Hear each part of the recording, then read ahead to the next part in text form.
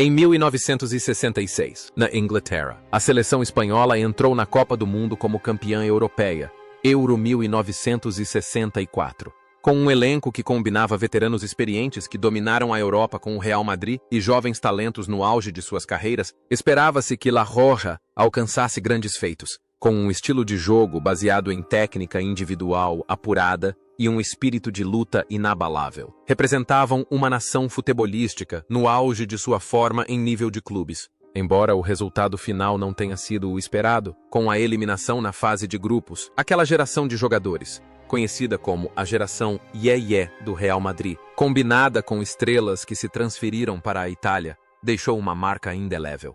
Quase 60 anos se passaram desde aquele verão na Inglaterra, e o tempo, como um rio caudaloso, levou embora a juventude daqueles jovens. Alguns se tornaram lendas imortais, outros escolheram uma vida de reclusão, e outros ainda repousaram para sempre nos braços da Mãe Terra. Agora, vamos refletir sobre a tumultuada jornada das almas que criaram o orgulhoso vermelho da Espanha em 1966.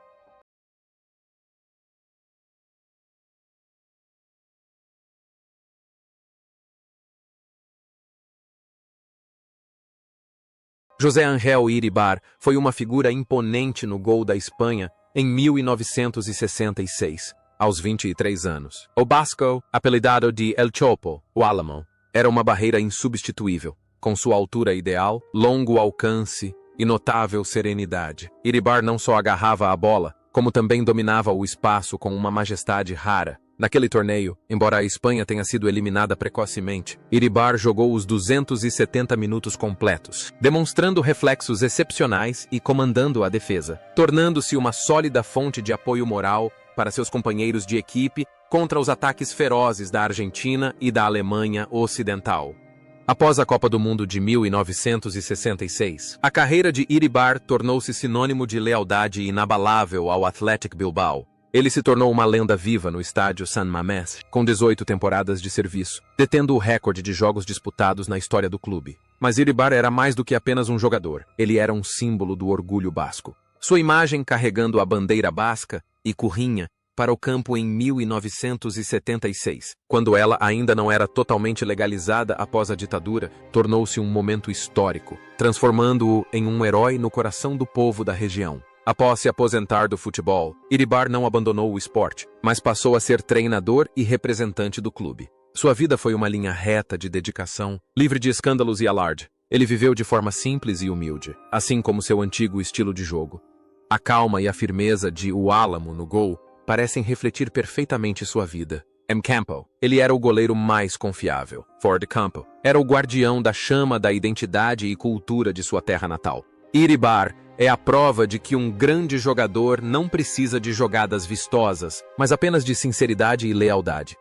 Hoje, aos 81 anos, José Ángel Iribar ainda vive com saúde no País Basco. Ele aparece regularmente nas arquibancadas do estádio San Mamés, respeitado por gerações de jogadores e torcedores como uma figura paterna venerada. Seus cabelos embranqueceram, mas o olhar resoluto de El Chopo permanece inalterado, acompanhando cada passo do time que amou a vida toda.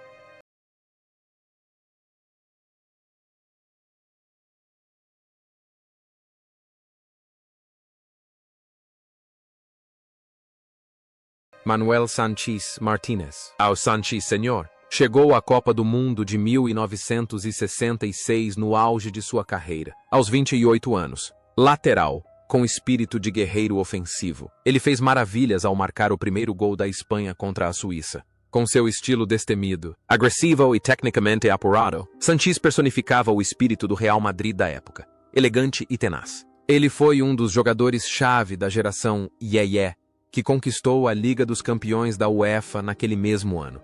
A carreira de Sanchís continuou a florescer após 1966 no Real Madrid, conquistando inúmeros títulos da La Liga. No entanto, seu maior legado no futebol não se resumiu a troféus, mas a uma obra-prima tangível, seu filho, Manolo Sanchís. Ele criou o filho para se tornar o lendário capitão do Real Madrid, formando a única dupla pai-filho a conquistar a Liga dos Campeões da UEFA com o clube. Após se aposentar, Sanchís optou por uma vida relativamente reservada, dedicando-se aos seus negócios e apoiando a carreira do filho. Era um homem de família, rigoroso, porém amoroso, que silenciosamente construiu as bases para uma gloriosa família do futebol.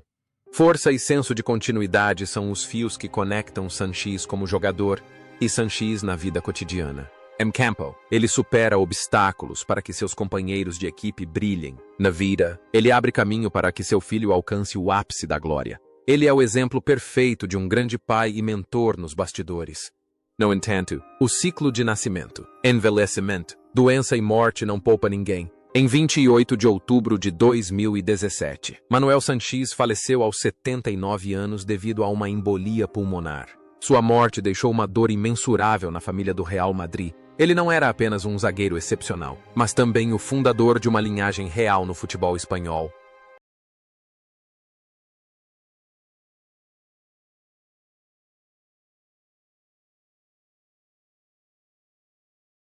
Francisco Paco Gento foi uma figura de destaque, uma lenda viva mesmo enquanto ainda jogava. Aos 32 anos, ostentando a braçadeira de capitão, Gento era a ponte entre o glorioso passado da década de 1950 e o presente. O furacão cantábrico, cuja velocidade estonteante outrora aterrorizou a Europa, agora jogava com experiência e classe. Embora não possuísse mais as arrancadas aterradoras de sua juventude, a presença de Gento em campo continuava sendo um pesadelo constante para qualquer zagueiro.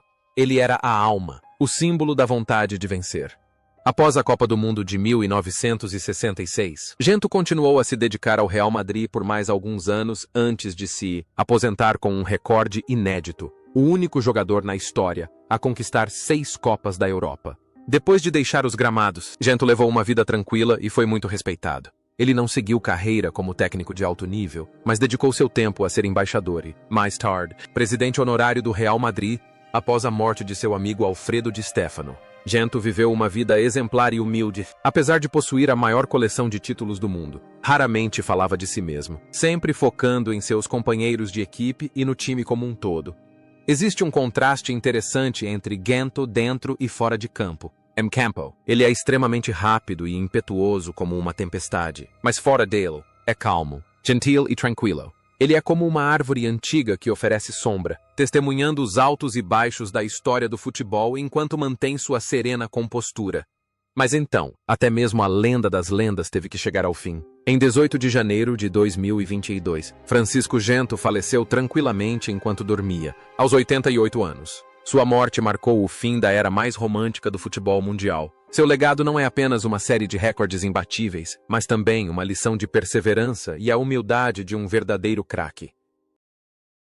Amancio Amaro, apelidado de El Brujo, o Mágico, era a estrela mais brilhante do ataque espanhol aos 26 anos, na Inglaterra. Em 1966, ele marcou o gol decisivo contra a Suíça, e seu drible deslumbrante e mágico na ponta direita era a arma mais poderosa da La Roja. Amancio jogava com a improvisação de um artista de rua, mas também com a eficácia de um assassino. Ele representava a geração Yeye com um estilo jovem, livre e caravant. A carreira de Amancio continuou a florescer, culminando com o prêmio Pichichi, artilheiro da La Liga, e um papel crucial na história do Real Madrid. Mas suas contribuições não se limitaram aos gramados. Após se aposentar, ele se tornou o pai da lendária geração da Quinta del Bitre, os Abutres, da década de 1980, liderando a equipe juvenil do Castilla. Foi o mágico Amancio quem moldou jogadores como Butragueño e Michel. Sua vida pessoal estava intrinsecamente ligada à sua paixão ilimitada pelo futebol. Ele era um homem alegre e vibrante, sempre amado por sua personalidade generosa, típica de um galego. O talento e a capacidade de inspiração de Amancio em campo se traduzem plenamente em seu papel como professor na vida real. Ele não se limita a ensinar técnica, ele incute confiança e paixão pela arte em seus alunos. Amancio vive da mesma forma que joga futebol, sempre buscando beleza e criatividade em cada situação.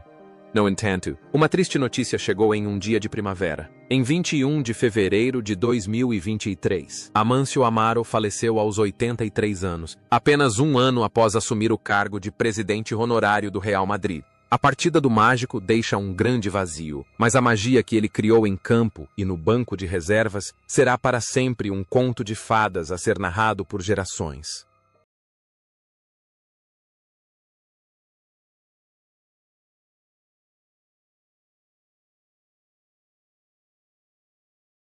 José Martínez Sánchez, também conhecido como Pirri, chegou à Copa do Mundo de 1966 como um jovem apaixonado de 21 anos. Ele marcou o gol da vitória contra a Argentina, um gol que demonstrou sua bravura e excelente oportunismo. Pirri não era um jogador vistoso, ele personificava o espírito de um guerreiro, de coragem. A imagem de Pirri jogando com a clavícula quebrada ou com febre alta em anos posteriores tornou-se um símbolo de coragem, garra, no futebol espanhol. O que mais impressiona em Pirri é o caminho que escolheu após deixar os gramados. Ele cursou medicina em segredo enquanto ainda jogava em alto nível, algo impensável para jogadores de futebol. Após se aposentar, Pirri tornou-se médico, integrando a equipe médica do Real Madrid. Casou-se com a famosa atriz Sônia Bruno, formando um casal de ouro no mundo do entretenimento e do esporte na época. A vida de Pirri é um equilíbrio perfeito entre intelecto e força, entre o glamour dos campos de futebol e a dedicação discreta de um médico. A ligação entre Pirri em campo e Pirri fora dele é de cura e proteção. Quando joga, ele usa sua força para defender o gol, como médico. Usa seu conhecimento para proteger a saúde dos jogadores mais jovens. Ele é um guerreiro de bom coração, um herói dentro e fora de campo. Hoje, aos 79 anos, Pirri continua contribuindo incansavelmente para o esporte. Após a saída de Amâncio, foi eleito o atual presidente honorário do Real Madrid. Ele mantém sua postura digna, intelecto aguçado e é uma enciclopédia viva, testemunha dos períodos mais gloriosos do futebol espanhol. Sua vida é uma poderosa prova de que jogadores de futebol podem, sim, se tornar grandes intelectuais da sociedade.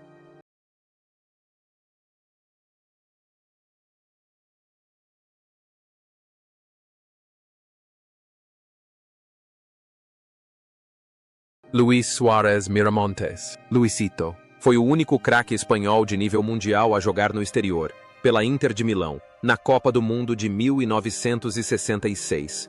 Aos 31 anos, ele foi o único vencedor da Bola de Ouro 1960 na história do futebol masculino espanhol a ter nascido na Espanha. Em campo, Suárez era o arquiteto, o maestro, distribuindo a bola com passes longos de precisão milimétrica. Jogava de cabeça, com elegância e graça, um contraste completo com a ferocidade de seus companheiros de equipe. A carreira de Suárez está intimamente ligada à grande era da Grande Inter na Itália. Após se aposentar dos gramados, tornou-se um talentoso treinador, mais tarde, um perspicaz comentarista esportivo. Viveu a maior parte da sua vida em Milão, Itália, onde era reverenciado como um santo. Suárez era um homem franco, que não tinha medo de dizer a verdade, mas sempre manteve a postura de um cavalheiro. Teve uma vida próspera e plena, mas por vezes também se sentia solitário devido à saudade de casa, já que foi o expatriado de maior sucesso na história do futebol espanhol. A finesse e a visão de jogo de Suárez em campo refletem com precisão sua personalidade fora dele. Um indivíduo ponderado que sempre enxerga o que os outros não veem. Ele é um artista entre guerreiros, um sábio da fé futebolística. No entanto, toda melodia chega ao fim. Em 9 de julho de 2023, poucos meses após o falecimento de seu companheiro de equipe, Amâncio, Luis Suárez faleceu em Milan, aos 88 anos. A morte do arquiteto de ouro foi uma perda imensa não só para a Espanha e a Itália, mas para todo o mundo do futebol. Ele levou consigo para a vida após a morte os segredos dos passes precisos e a pura beleza do futebol ofensivo.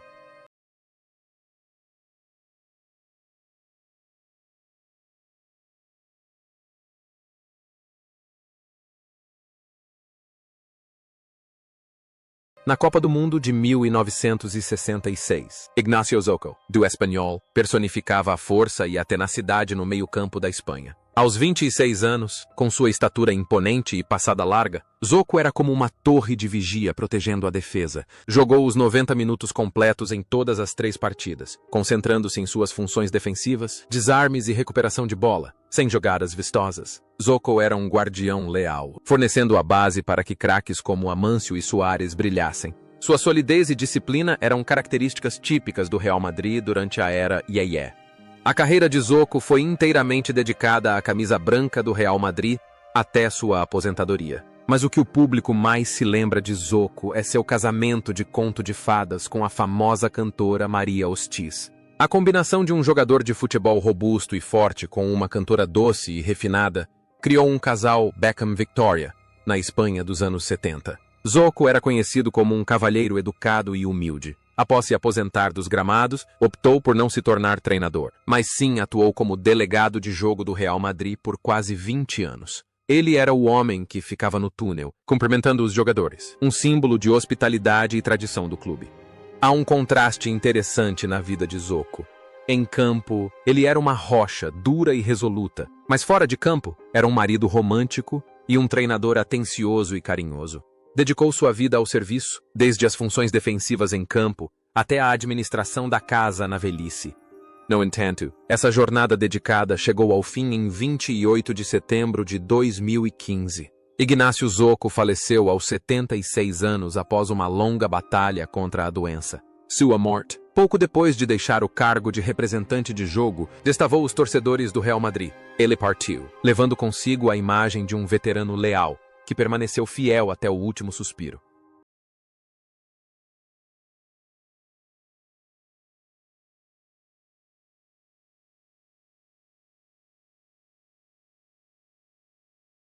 Francisco Fernandes Rodrigues, ou simplesmente Gallego, chegou à Inglaterra em 1966, aos 22 anos. Apesar da pouca idade, garantiu vaga de titular nas 3 partidas, graças ao seu estilo de jogo potente e físico ideal. Gallego não era o tipo de zagueiro que jogava com inteligência como Sanches. Ele jogava com força, decisão e excelente jogo aéreo. Naquele torneio, ele foi um dos poucos destaques da defesa. Um talento bruto sendo lapidado para se tornar um futuro pilar da equipe.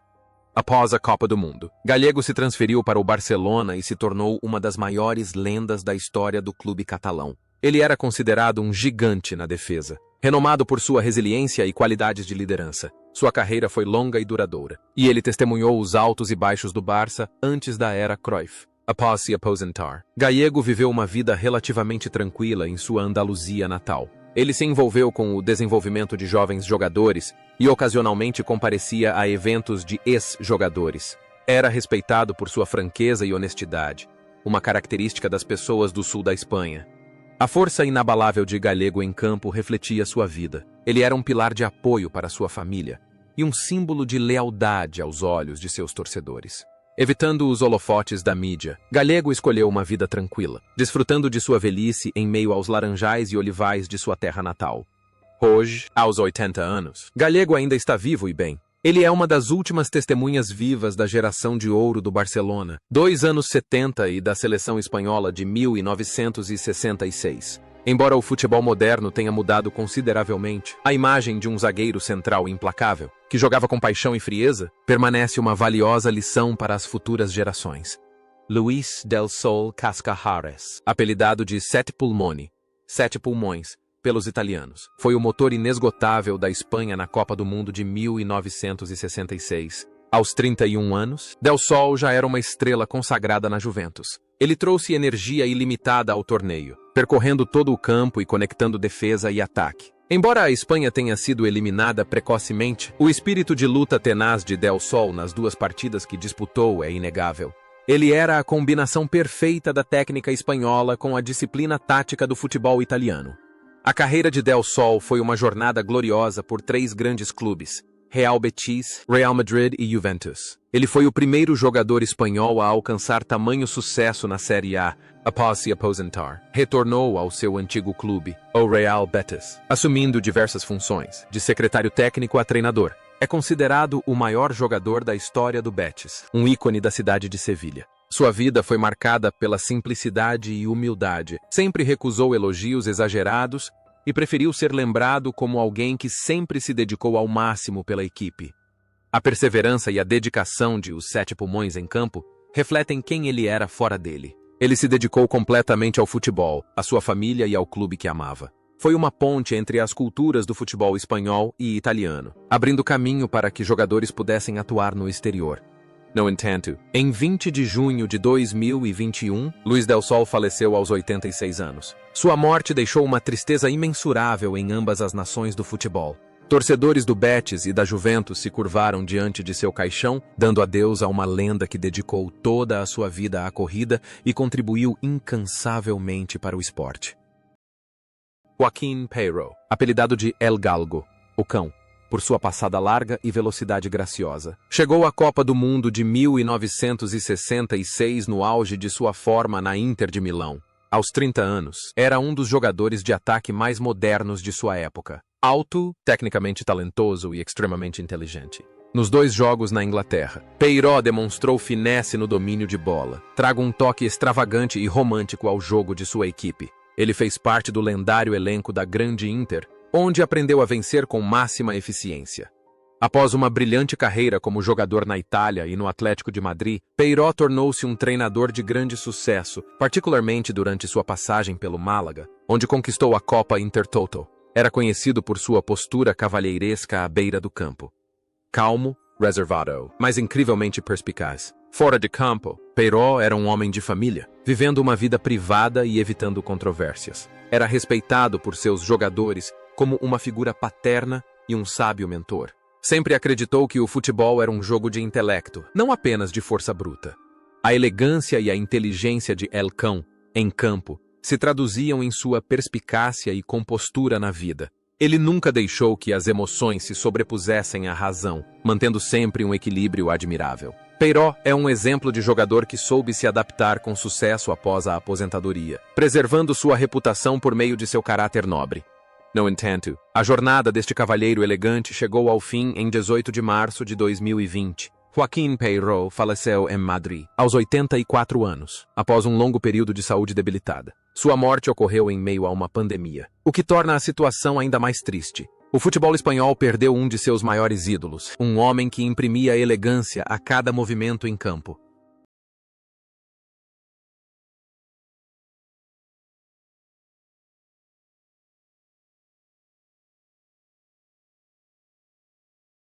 Severino Reija foi um caso único no futebol.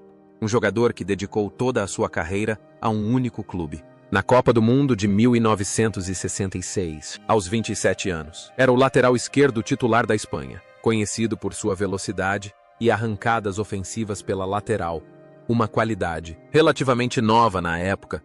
Reija trouxe dinamismo ao lado nos 2 jogos que disputou. Ele foi um membro fundamental da geração de ouro do Real Zaragoza, apelidada de Los Magníficos, os Magníficos.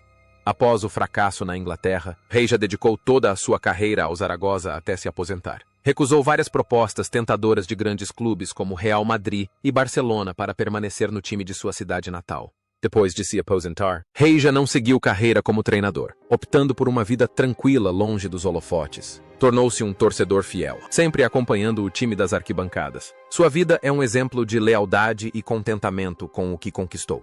O compromisso inabalável de Reija com a linha lateral em campo personifica sua lealdade absoluta fora dele. Em um mundo do futebol cada vez mais comercializado, a história de Reija permanece como um belo lembrete do amor puro por seu time. Ele não precisou de muitos títulos glamurosos para ser lembrado. Ele é lembrado por dedicar seu coração a um único lugar. Hoje, aos 86 anos, Severino Reija vive uma aposentadoria tranquila em Zaragoza. Ele é considerado a maior lenda viva do clube. Sempre que aparece em campo, ainda recebe aplausos estrondosos da torcida. Ele é a prova de que a felicidade, às vezes, não está em conquistar o mundo, mas em viver plenamente onde se pertence.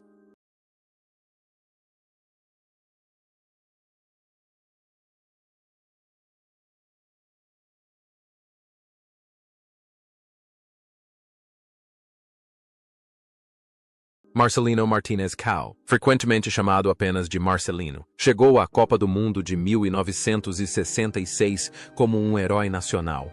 2 anos antes, seu cabeceio espetacular contra a União Soviética havia garantido a vitória da Espanha na Eurocopa de 1964. No entanto, na Inglaterra, em 1966, ele jogou apenas uma partida e não conseguiu repetir o feito. Mesmo assim, a classe de Marcelino como um atacante letal, com seu excelente posicionamento e habilidade no jogo aéreo, ainda inspirava respeito nos adversários. Ele, juntamente com Reija, eram os representantes de elite dos Magníficos de Zaragoza. A carreira de Marcelino foi significativamente prejudicada por lesões, forçando-o a se aposentar precocemente aos 29 anos. No entanto, sua vida após o futebol tem sido muito gratificante. Ele retornou à sua cidade natal, na Galícia, e vive uma vida simples com sua família. Não tinha ambições de poder ou fama, encontrando alegria nas coisas simples do dia a dia. Ele ainda conta a história de seu gol de ouro em 1964 para seus filhos e netos, não com arrogância, mas com o orgulho sereno de alguém que um dia fez história. O momento de brilhantismo de Marcelino em campo contrastava fortemente com sua vida tranquila. Ele dedicou toda a sua glória àquele cabeceio anos atrás, para depois escolher recuar e viver como uma pessoa comum. Ele era um herói sem capa, um homem que trouxe alegria a toda uma nação, mas escolheu a solidão para si. Hoje, aos 84 anos, Marcelino vive em sua cidade natal. Ele permanece saudável e lúcido. Os torcedores espanhóis ainda mencionam seu nome sempre que a seleção nacional compete em grandes torneios, como um símbolo de sorte e glória. Ele é uma lenda viva, um testemunho de que um grande momento pode definir uma carreira, mas a atitude define uma pessoa.